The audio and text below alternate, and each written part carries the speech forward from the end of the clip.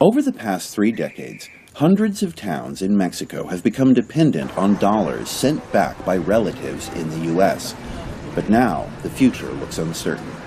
I'm Michael O'Boyle with Reuters News. I'm standing in Mezquital, Mexico. It's a small town about 3 hours from the capital. And here, the dollar is king. There are about 20,000 migrants who have left this valley and now live in the United States. Most of them are in Clearwater, Florida, and they send home $100 million every year.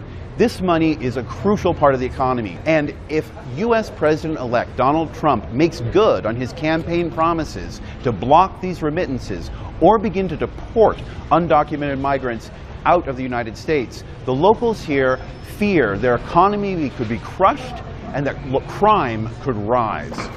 From there, I also spent time in the community of Capula, which relies heavily on all the money sent home from migrant relatives in the U.S.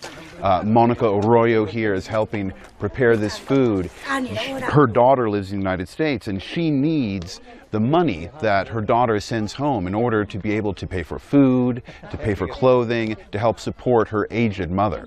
The valley is also littered with U.S.-style homes. These were built using money from the migrants, many of whom never returned. Their nearly finished homes are overrun with weeds and animals. To get a fuller picture of remittance flows, I also traveled to the U.S. Many migrants from Capula work in hotels, restaurants, and construction. Following Donald Trump's victory, some are now going back to Mexico. Others are scrambling to arrange birth certificates for their U.S.-born children.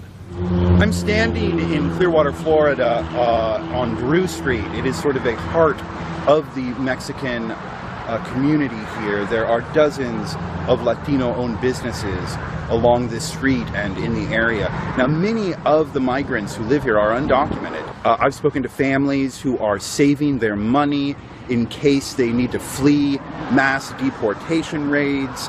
I've spoken to tellers at wire transfer businesses who say some migrants are sending much more money home now in case they do need to flee.